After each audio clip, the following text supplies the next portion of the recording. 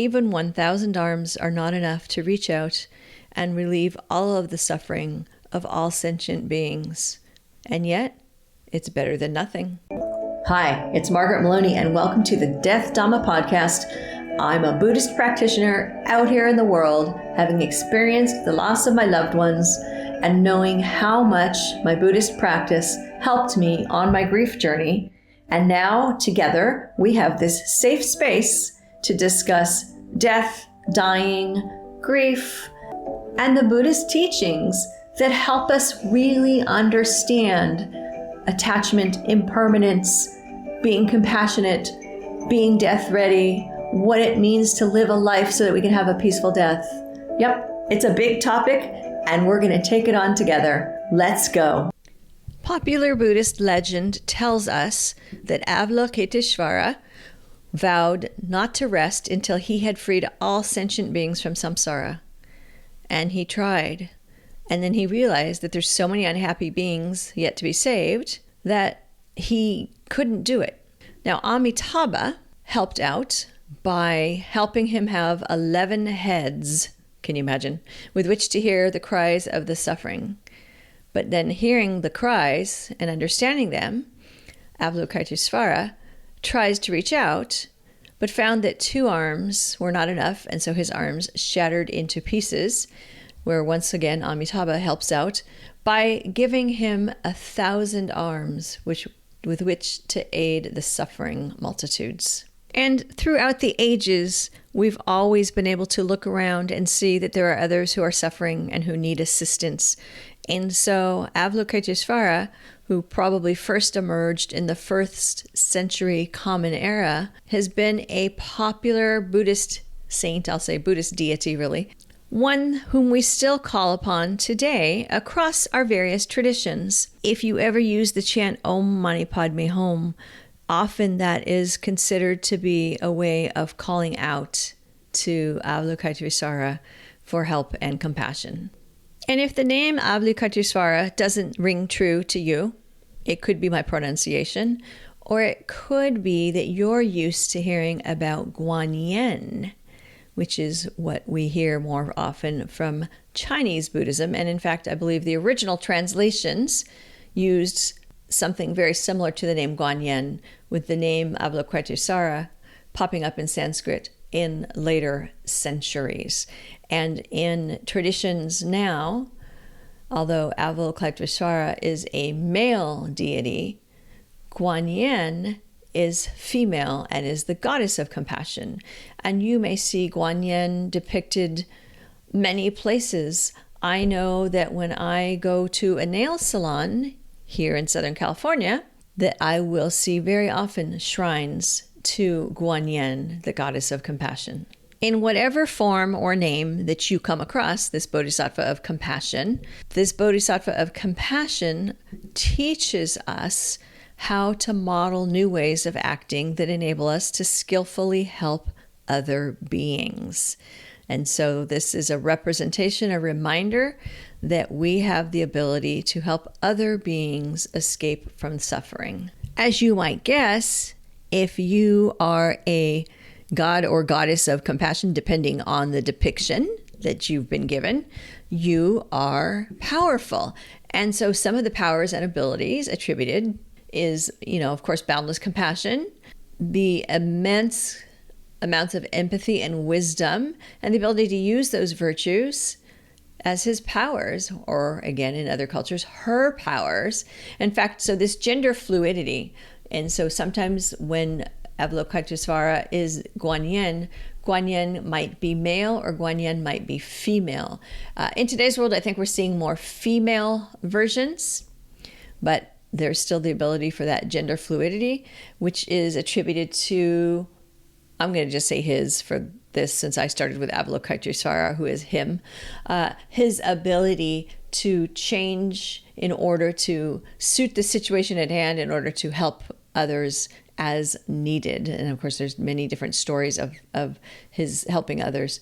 So he utilized his virtues as his powers, and his commitment to altruism is considered to be so deep, so immense, that he, of course, like other bodhisattvas, has postponed his own attainment of Buddhahood until every sentient being on earth achieves liberation. Now, that belief doesn't exist in all of our Buddhist traditions, but Avalokiteshvara, although recognized in Sri Lanka and Myanmar and other countries that are considered to be more Theravada practicing countries, and they do recognize Avalokiteshvara, and again, in his other names, other incarnations, mostly came about from early Mahayana, where he, again, is about to helping us achieve liberation from the suffering of samsara and, rebirth, the cycle of rebirth. So he's supposed to be responsive to the cries of sentient beings and is always pledging assistance. And as I said earlier, the mantra Om Mani Padme Hum is linked with his essence and believed to invoke his blessings and cleanse the mind. And I will tell you that although I practice more a Theravada practice, I have found the chant or the mantra Om Mani Padme Hum to be very reassuring to me in times of stress and upset. He's got this ability to bring blessings and help us cleanse our minds, manifest in various forms, traverse different realms, which shows that he is a universal protector and guide. So he can go across the realms, not just the human realm. We can make a case that Avalokiteshvara is the most popular bodhisattva. And how did that come about? And for that, I'm going to point you towards a Mahayana sutra called the Basket Display.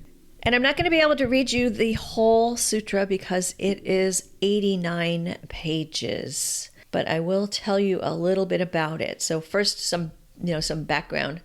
So it's considered to be the source of the mantra Om Mani Padme Hum, which I've already addressed as being associated with Avalokiteshvara. And it is said to mark a big stage in the growing importance of Avalokiteshvara within Indian Buddhism in the early centuries of the first millennium. And so to be clear, this is not something from the Pali Canon, and I just call that out because I very often am calling out to you scriptures from the Pali Canon. So this is not from the Pali Canon. Now, it's a series of narratives within narratives, and it describes Avalokiteshvara's activities in various realms, right? We talked about how he can be in different realms, and the realms contained within the pores of his skin. So that's interesting. And it culminates in a description of the extreme rarity of his mantra, which on the Buddha's instructions, another bodhisattva obtains from someone in Varanasi who has broken his monastic vows. So this sutra provides a basis and source of quotations for the teachings and the practice of something that pops up later in 11th century Tibetan Buddhism called the Mani Padme Hum, also another part of the foundation of the tradition of the Tibetan practice of Avalokiteshvara.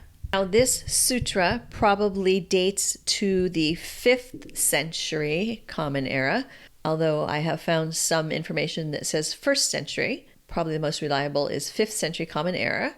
In terms of where, it shows familiarity with Varanasi, assumes the reader understands a little bit about Chandravipa. This is in the southern part of Bengal, where the delta of the Ganges is situated. In the Tibetan version of this sutra, merchants who wish to sail to Lanka, or you and I would think of it as Sri Lanka, ask whether the winds are blowing toward the land of the Greeks. So this seems to place them on the northwest coast of India.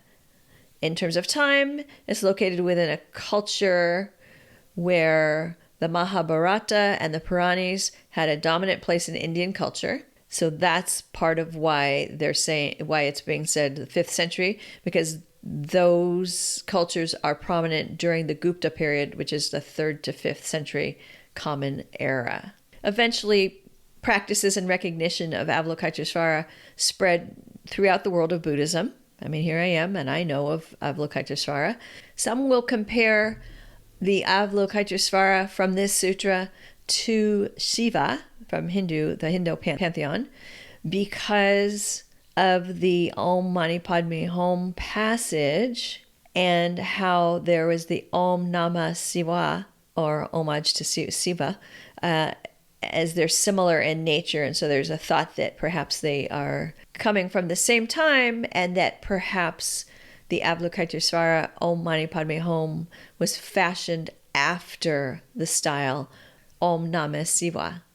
The sutra itself isn't read that often, so the passages, of course, on the Om Mani Padme Hum mantra come up. The sutra itself is difficult because it's, narratives within narratives, right? Stories within stories. It's easy to lose your place, right? It's easy to lose your place. Like if you've ever read something and it's like there's a story within a story within a story, it takes a lot of concentration. It's really easy to lose your place. And it includes a Jataka tale, a well-known Jataka tale, but it includes a variation of the Jataka tale in which Buddha is a horse and saves merchants from an island of Rakshas, which are like difficult, I'll say evil beings, like almost like a demonic kind of situation. Here, though, the story is told that Avalokiteshvara is the horse and the Buddha is the head merchant. That contradicts earlier teachings. It also puts Avalokiteshvara in a position of superiority. And there is a belief in some of the teachings that Avalokiteshvara was superior to, of course, all the other bodhisattvas, but also superior to the Buddha. But then had a interesting relationship with Amitabha Buddha, where Amitabha Buddha, remember, helped Avalokiteshvara by giving him the 1,000 arms. But there's kind of this back and forth relationship between Amitabha and Avalokiteshvara. Avalokiteshvara might be sometimes considered superior to Amitabha, but then also is subservient to Amitabha. Now, on that note, I am going to provide a summary of the story from the Baskus Display Sutra. The Buddha was with his monks at the monastery at Jetavana. Lights shine upon the monastery and miraculously transform it. Another bodhisattva asks the Buddha where the lights come from. And the Buddha explains that they came from Avalokiteshvara, who had just visited the Avicii hell and the city of the Pretas, and then describes those visits. Then Buddha recounts being a merchant at the time of Buddha Vipassan, and how he heard him describe how various deities, including Shiva and Vishnu, were created from Avalokiteshvara's body. Buddha recounts being a bodhisattva named Dhanasari at the time of Buddha Sakin, and how light rays shone from Buddha Sakin, I think it's Sakin, in response to questioning by Bodhisattva Ratnapani. Sakin says that the lights and other omens are a sign of the approach of Avalokiteshvara, who then arrives from Sukhavati with an offering of lotuses from Buddha Amitabha. After Avalokiteshvara's departure, Sakin describes to Ratnapani how Avalokiteshvara's accumulation of merit is inconceivable by using a series of analogies. Then he describes how Avalokiteshvara teaches this very sutra to the asuras in the form of an asura. Buddha Shakyamuni then states that he was a rishi at the time of the Buddha Visavabhu. Buddha relates how Avalokiteshvara taught upside-down beings in the realm of gold and four-legged beings in the land of silver. There's a long description of Avalokiteshvara's visit to the Asuras in the land of iron. Avalokiteshvara teaches the Asuras the inconceivable merit that comes from making offerings to a Buddha. Bali, the king of the Asuras, tells Avalokiteshvara that he had in the past made an offering to the wrong recipient. He had imprisoned all the Kshatriyas, but Vishnu secretly freed them and came to him in the form of a dwarf, asking for 2 steps of land. Bali offered him 3, but Vishnu took on his divine form and covered the whole world in 2 steps. He then banished Bali to the underworld, where he now dwells for having failed to fulfill his promise. Avalokiteshvara then describes to him the suffering in hells that await for those who have not made offerings to the Buddha. Avalokiteshvara then radiates light rays, and his pupils are residing in Jetavana Monastery. Bodhisattva Gaganagajanja asked Visabhahu where the lights came from. Visavahu, states that the lights are a sign that Avalokiteshvara is coming. However, Avalokiteshvara first goes to a land of darkness to teach the yakshas and rakshas about the merit that comes from this sutra. Then Avalokiteshvara goes to the Sudavasa realms, where in the form of a Brahmin he begs from a poor deva. The deva goes into his empty palace to give him whatever he has, but finds it full of jewels and food that he then offers to the Brahmin, which is again Avalokiteshvara in the form of a Brahmin, who tells the deva that he is a bodhisattva from Jetavana monastery. Avalokiteshvara then descends to Simhala, the land of the Rakshas, in the form of a handsome man. He agrees to be their husband if they follow his instructions, which they do, giving up killing. Then he travels to Varanasi, where in the form of a bee, he buzzes the prayer of homage to the three jewels, to the insects in a large cesspit, liberating them. Then he goes to Magadha, where starving beings have been eating each other for 20 years, and he causes a rain of food to fall. One of the people, who is a man, is hundreds of thousands of years old, realizes that only Avalokiteshvara could have caused this miracle, and tells the others of the benefits of making offerings to him. Avalokiteshvara then goes to the Buddha Visavahu. Bodhisattva Gagangaja meets him, and Visavahu teaches the 6 perfections, and the audience disperses. And that's the end of part 1. Okay, so I think you can see that it's rather complicated. There's, again, even in a summary, there's stories within stories. It's in part 2 where we encounter the Jataka tale, but where it's the role of Buddha and Avalokiteshvara are reversed. The Buddha recounts being a head merchant who became stranded on Simhali Island with other merchants. Each of them go to live with a Raksha. One night, a talking lamp warns the head merchant that the women are all Rakshas. As proof, the lamp directs him to an iron fortress where other merchants are being kept prisoner and then eaten. Then the lamp tells him of Balaha, a miraculous horse on which the merchants can escape. As they flee upon the horse, all the other merchants look back, fall off the horse, and are eaten by the Rakshas, while the head merchant reaches home safely. And Buddha states that Avalokiteshvara was the horse. Then the Buddha begins to describe 2 pores on Avalokiteshvara's body and their inhabitants. So this is where we get into pores on the body of Avalokiteshvara are perhaps realms. So he describes 2 of them. He describes another pore and explains that the pores are immaterial and cannot be seen even by Buddhas. He describes 2 more pores, saying that those who remember Avalokiteshvara's name, which is his secret mantra, will be reborn in these pores. And no one, not even the Buddhas, know this mantra. He describes more benefits from the mantra, and the listeners declare their intention to obtain the mantra.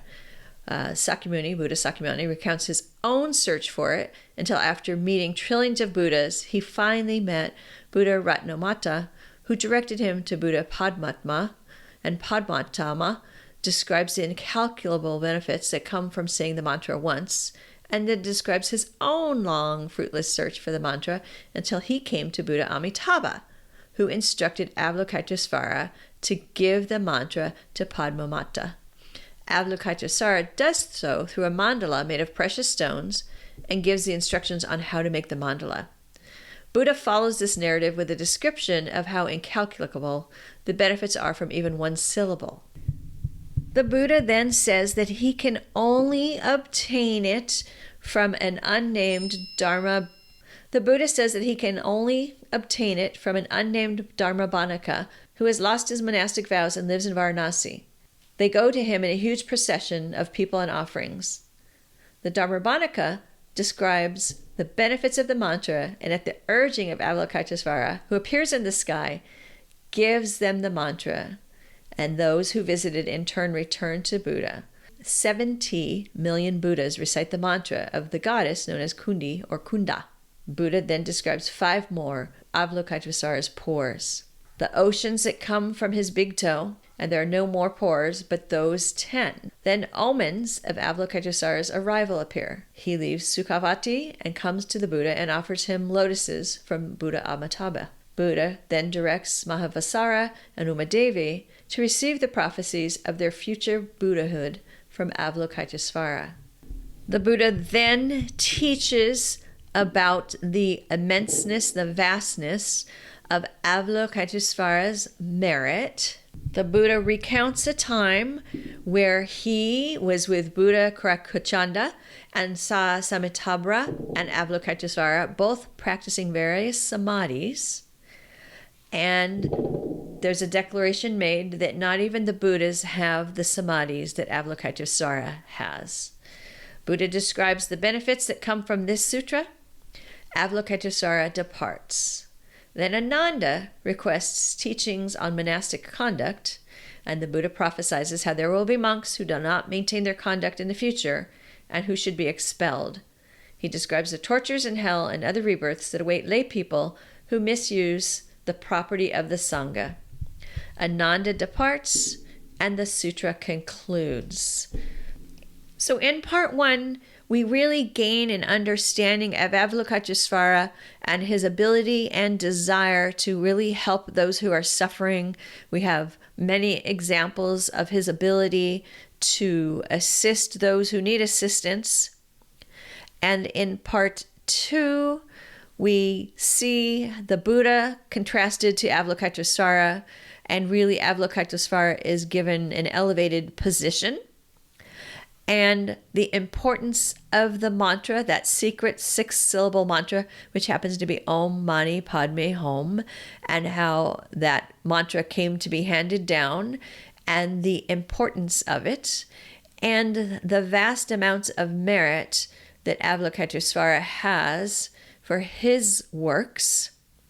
And we can correlate then, if he has that vast amount of merit from his works, then how much even more powerful is his mantra. And this matters to all of us because we are in season 4, where we are talking about beings who help alleviate the suffering of others. And sometimes we've been talking about human beings.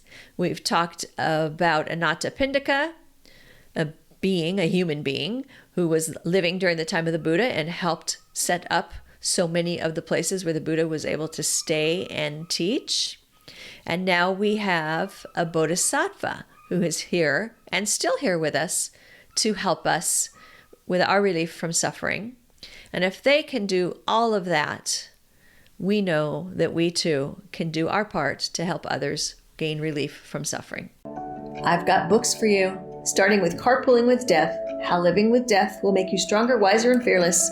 The book that got me going and helped me to discuss going through the death of my loved ones, followed by Sitting with Death, Buddhist insights to help you face your fears and live a peaceful life, based on season 1 of the Death Dhamma podcast. And just recently, Enlightenment Unleashed, how your pet can lead you to spiritual transformation, because during our lifetime, we may see the rising and ceasing of many pets, and we love them like they are our family. Find these on Amazon.com or come see me at MargaretMaloney.com.